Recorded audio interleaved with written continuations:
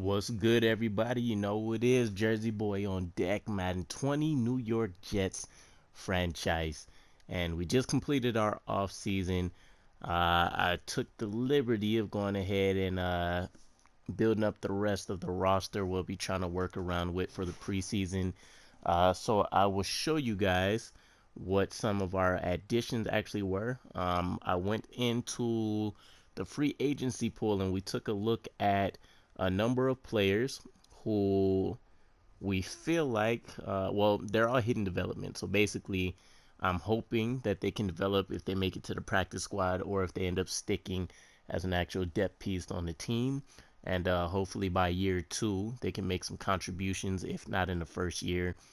So we get a middle linebacker, a defensive tackle. We find a few players on the line, right tackle, left tackle. There's a tight end, two halfbacks, and then a quarterback, Elliot Nash. He looks a lot older than he did when I was seeing his actual profile. But with that said, that kind of sets the floor for what we'll potentially be doing um, as far as the quarterback position goes. So we know Sam Darnold is at this point in his career he has 3 years experience on him, right? So he's definitely going to be better. He has more agility though. We're talking about Kiefer Ellis. You can see the strength is a bit better. His awareness isn't that much farther off for Sam Darnold to be that much better.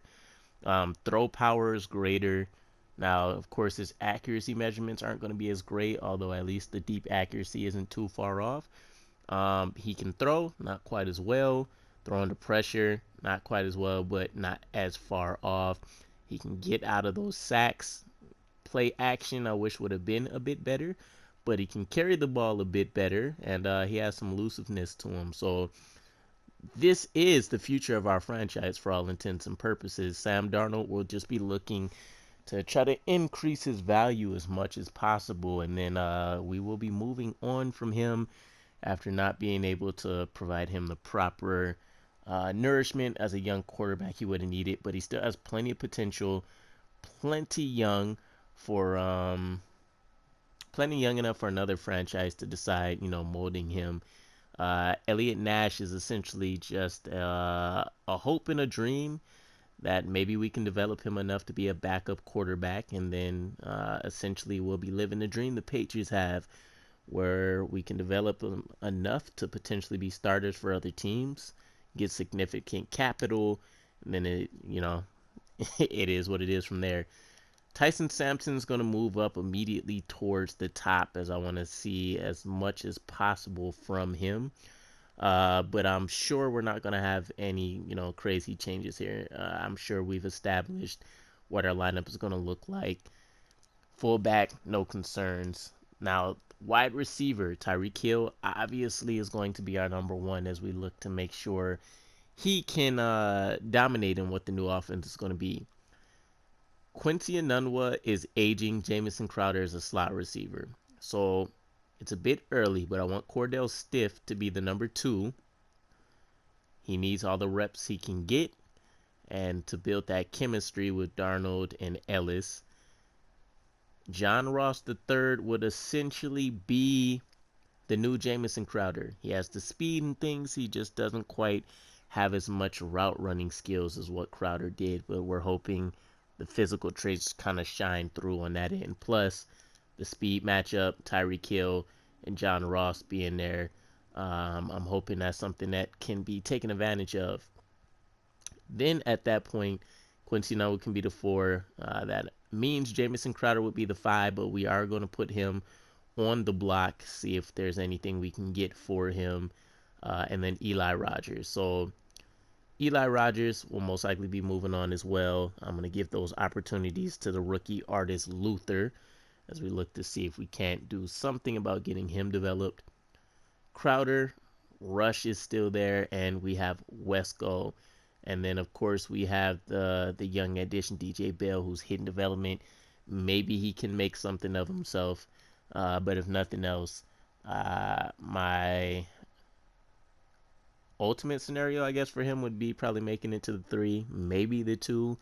We'll see, though. Otherwise, I'm comfortable with what we have here. Left tackle, Gabe Roberson. Louis Hankins would end up being behind him. I don't know. I got a feeling most of the hidden development players we have will probably end up being like the practice squad version. So I'm comfortable with this for the moment. Cody Whitehair there, Noah Chatham behind him. He's the hidden development guard, so he should be able to take advantage of riding the pine a bit as well. Oops. There we go. All right. Center, Jack Barker. No changes there need to be made whatsoever. Cody Whitehair can back him up. I might make some changes to what that looks like. Maybe we get Chatham all of those opportunities to leave Whitehair just having to focus on starting duties. Right guard, Brandon Fusco. He's holding things down. We weren't really able to find a legitimate guard for us on the right side. Sure, there could have been some moves I could have made, but it is what it is. And then Trevor Presley, the rookie addition, he's going to hold things down there. And I think we'll see some great improvements from this team now that we have a formidable front, at least a decent average one in front of us. Leonard Williams, we have the young Percy Cherry that's going to be essentially backing up. We didn't really focus on the line as much, so we'll see if that ends up being, a detriment to us. I'm expecting it won't be, though. I don't know here who will end up moving around. Kind of just going to probably focus it on power rush moves, so with that being said, that might end up just being Xavier Williams. He has the body type to fit anyways. Marquez Hubbard could potentially do his thing there. But let's drop Williams over there for now. Q Williams as the backup. We picked up, a rookie at some point. We also found one with a hidden development. Maybe we swap out some of the older players that are backing up for those younger ones. Jenkins holding things down as a superstar. Quandre Sasser behind him. Michael Thornton, the rookie, behind him. And nothing else that we really need to do here. This one, I'm a bit more perplexed on what I want to do. CJ Mosley obviously is going to be great, but if we do actually get the 3-4 alignment on the field, because it switched us to a 4-3 last year, Blake Cashman could be a problem. He does have speed and stuff, so I love the fact that he has the speed at the position, but he doesn't have, the coverage and things that we're going to need at the moment. But I mean, we'll see. He might play above, where he's basically graded at the moment. Ja'Kai Polite, he did well so far. Avery Moss, Robert Bannister still developing behind him. I think I'll actually move him up so we can see a bit more of what's happening with him throughout the preseason. Cornerback. So this is kind of the same thing for me, right? Mackenzie Alexander is going to be our de facto number 1. Brian Hope, I really want to see get those increase in snap counts this time around. So I want to move him to the 2. Perry Nickerson would essentially end up being our new slot role. So it's either we keep Brian Poole and we trade Nickerson, or we keep Nickerson and we trade Poole. I'm not quite sure which route I want to go yet, but Perry Nickerson is slightly younger. His coverage traits aren't necessarily on par with what he is, at least in zone coverage. But he's not that far away in man, and he does have better speed traits. So we can keep Poole at the 4 for now. Blesson behind him, and then, we took some shots in the dark at some other cornerbacks here, and I think Brian Peppers might end up being who I choose to lead the way for us as the next developmental player. Myron Boykin, Marcus May still there, so we got to figure out what we want to do there. Um, None of our cornerbacks really seem like they would necessarily make a great jump outside of Hope and, of course, Alexander, but they're going to stay at cornerback. So it's not worth even seeing if we can switch anybody. So we'll play it out. I mean, Myron Boykin did make one of the few interceptions we snagged last season, so seems like he can play within the confines of the scheme that we have for him. Jamal Adams, of course, Melon Fongwu. We have Brian Hope picking up a lot of extra snap duty at safety as well. Try to boost his experience when possible. Otherwise, not a whole lot. Not a whole lot there for him. Um, there could be an opportunity for us to try and to make some changes there, but I don't think I'm gonna chance it. Like maybe Bless on Austin. Maybe.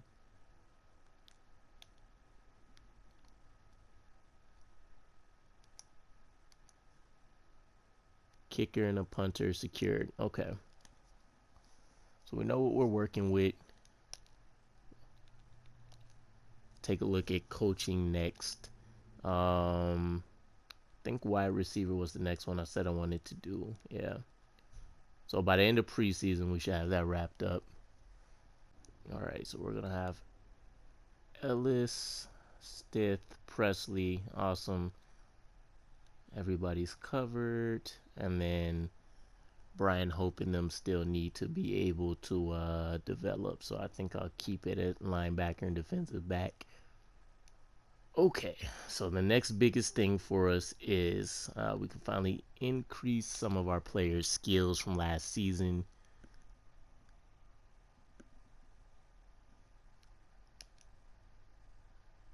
Eddie Pinheiro did a pretty serviceable role for us. Maybe we can get him to actually secure that Kicker of the Year award this time around. Q. I think we said we wanted to focus on his power rush moves at this point. So we'll pour our points into that. We get +2. Excellent, excellent, excellent. So I think I want to kind of make him well balanced overall. He's currently number 7th ranked. I think we can get those finesse moves up too, especially since he has that swim move. He should be able to dominate even more than what he's been able to do already. And then he's not too far from unlocking his, I guess you can call it a superstar, but his X Factor. There we go. Leonard Williams has been on track to do really well as well. He gets a +2. And that puts him at 91. So he's starting to look really, really good. And at this point, it would be the same thing, kind of rounding out the rest of his skill set. Jaden Rush, we need to increase his receiving abilities. We know he can block. +3 catching, +2 short route. And we'll be able to get him on display a bit more during the preseason here. But he does have, what we're looking for. He fights for yards and things. Now, he's a superstar now. He's more of a finesse player, although he can do everything. We probably still want to go ahead and just continue increasing his power rush moves, but I think I might take a look at some other things for him as well, since I kind of want to maximize what we're doing with him. We might want to try to potentially trade him as well. I mean, he's a focal point at the moment. Gabe Roberson continuing to develop, starting to look pretty decent. Year 2 for him. But we want to capitalize while he's potentially high, since it's never going to be... he does well in Madden, but he's not going to be anything ridiculous for us moving forward for the team.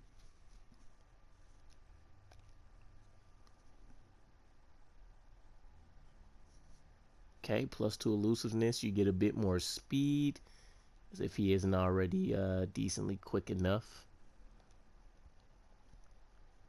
Jimmy Moreland continue to make sure we stay having our defensive backs as scheme fits. Going to be really important for trying to ensure we get them developed.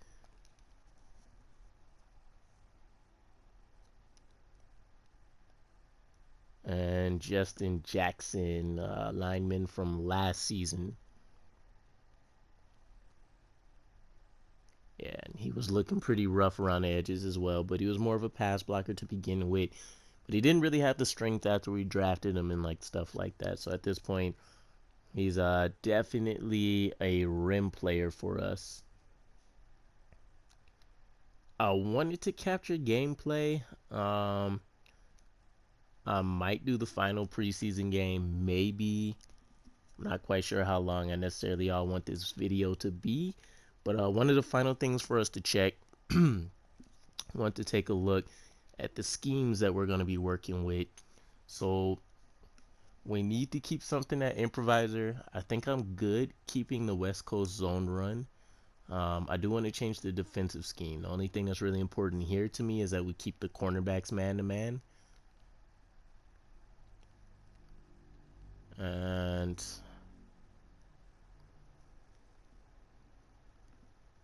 let's see. We take a bit of a hit slightly when we go here. But let's see. Pass coverage, middle linebackers, a power rushing outside linebacker on the left, speed rusher on the right. Everything else is pretty much in alignment. So we might end up needing to go back to the 3-4 disguise, which is what we were initially in. I might end up taking a look at a different playbook though. Alright, so we tried Kyle Shanahan. My other option was, I believe I said the Rams. We'll kind of go through this again and just test out. So we know we'll want to, we got a rookie. We're going to want to try to make an emphasis on running whenever possible. And then he's great at the short and the deep areas of the field. Intermediate, not necessarily his best at the moment. So we need something that's going to align with some of those. Jay Gruden probably wouldn't be bad. It's just that we'll kind of probably be dinking and ducking a bit.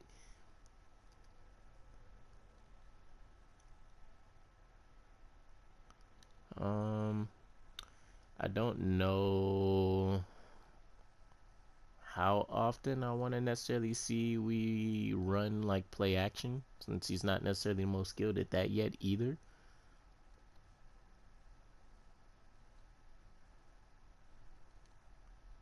A lot of power run at the moment. Green Bay's. Indianapolis was one that I was really considering at one point last season as well.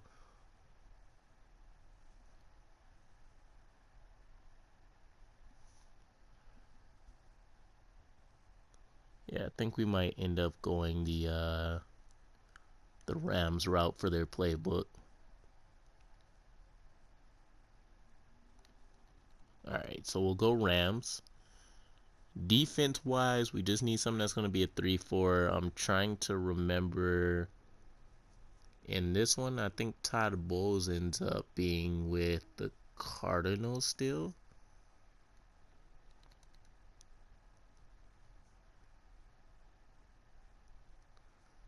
Maybe we do like the Steelers.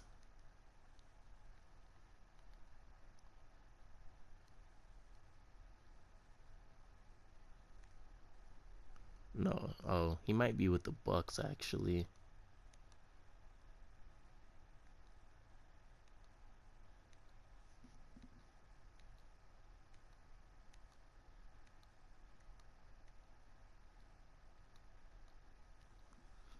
Let me see, where were you? Looking for Tampa.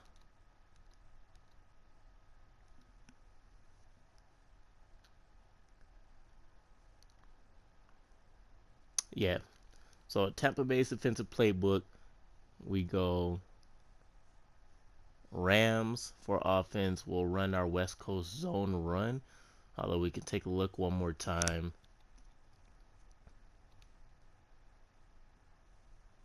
I want something that's still going to be improviser.